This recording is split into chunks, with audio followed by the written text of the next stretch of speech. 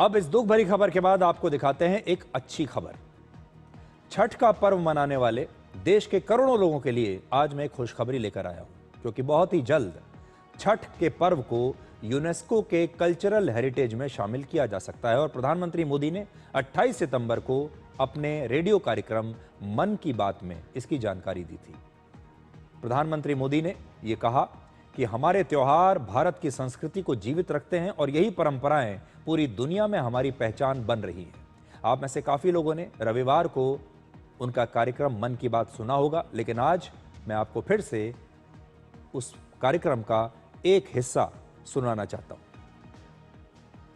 छठ पूजा ऐसा एक पावन पर्व है जो दिवाली के बाद आता है। सूर्य देव को समर्पित यह महापर्व बहुत ही विशेष है।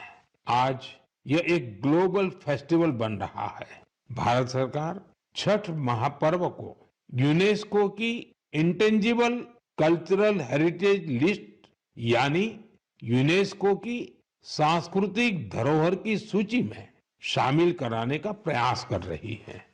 छठ पूजा जब यूनेस्को की सूची में शामिल होगी तो दुनिया के कोने कोने में लोग इसकी भव्यता और दिव्यता का अनुभव कर पाएंगे।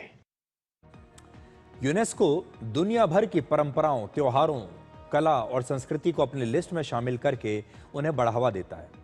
छठ पूजा बिहार और पूर्वांचल की सबसे बड़ी सांस्कृतिक पहचान मानी जाती है। छठ के पर्व को अगर यूनेस्को की मान्यता मिल जाती है तो इसका बहुत बड़ा असर होगा। यह मान्यता मिलने के बाद छठ का पर्व जो है वो ग्लोबल रूप से पहचाना जाएगा। इसकी पहचान ग्लोबल हो जाएगी।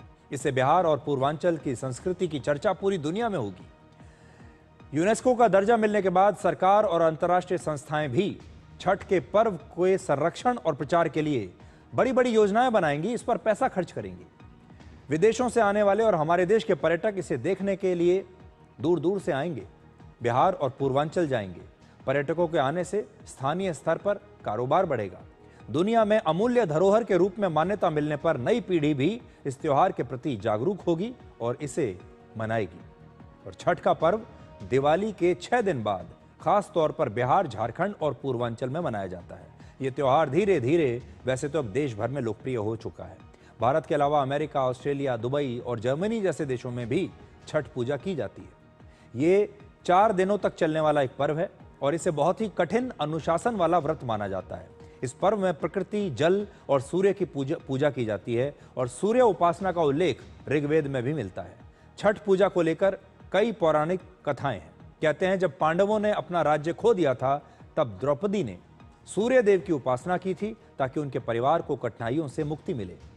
एक और मान्यता यह है कि कर्ण महाभारत काल में नदी में घंटों तक खड़े होकर सूर्य देव की उपासना किया करते थे। एक और प्रसिद्ध कथा के अनुसार जब भगवान राम और माता सीता वनवास के बाद अयोध्या लौटे तब उन्होंने कार्तिक महीने में सूर्य देव और छठ पूजा की थी और तब से ये परंपरा ऐसे ही चली आ रही है और आज भी कार्तिक महीने में ही छठ की पूजा की जाती है।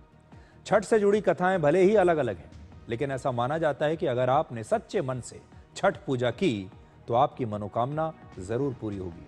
और सबसे बड़ी बात यह कि ये एक अकेली सांस्कृतिक विरासत है जिसमें डूबते सूर्य की पूजा की जाती है। भारत में 15 करोड़ से ज्यादा लोग छठ का पर्व मनाते हैं। एक अनुमान के मुताबिक वर्ष 2024 में छठ पूजा के दौरान लगभग 12,000 करोड़ रुपए का व्यापार हुआ था। और प्रधानमंत्री मोदी की कोशिशों के बाद 2016 में आपको याद होगा योग को भी ऐसे ही अंतर्राष्ट्रीय मान्यता मिली। हर साल 21 जून को पूरी दुनिया अंतर्राष्ट्रीय योग दिवस के रूप में मनाती है। 2017 में कुंभ और फिर 2021 में दुर्गा पूजा भी यूनेस्को की कल्चरल हेरिटेज लिस्ट में शामिल हो चुके हैं। तो देखिए कैसे भारत की संस्कृति, भारत के त्योहार, भारत के पर्व अब धीरे धीरे ग्लोबल हो रहे हैं। अब एक छोटा सा ब्रेक और ब्रेक के बाद आपको दिखाएंगे कि जीएसटी की दरें घटने के बाद कैसे अब भारत के गांवों में बम्पर शॉपिंग हो रही है और भारत के जो गांव के लोग भी हैं वो भी महंगी चीजें खरीद रहे हैं, वो गाड़ियां खरीद रहे हैं, बाइक्स खरीद रहे हैं, इलेक्ट्रॉनिक आइटम्स खरीद रहे हैं।